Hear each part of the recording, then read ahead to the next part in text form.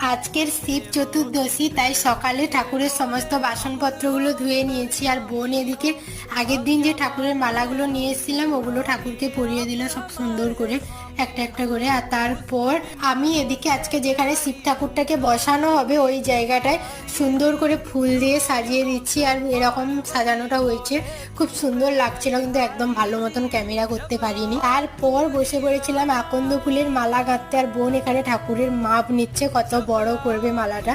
তো এরকম অনেকগুলো ছোট ছোট মালা করেছে। আর এখানে মিমি এসে ঠাকুরকে মালা পরিয়ে দিচ্ছে। আর তারপর এখানে শিব ঠাকুরটাকে বসিয়ে মালা পরিয়ে দিলাম। আর এটা রাতে পুজো করা হবে। তারপর এরকম লাগছিল দেখতে, খুব সুন্দর লাগছিল, কিন্তু ক্যামেরাতে একদমই ভালো আসেনি। তারপর এখানে বসে ভাঙটাকে গুঁড়ো করছি, সব কিছু জোগাড় করে রেখে দিলাম, রাতে পুজো করা হবে। আর বিকেলের দিকে আমাদের বাড়ির সামনে দিয়ে এইভাবে জল নিয়ে যাচ্ছিল, দেখতে বেশ দারুণ লাগছে।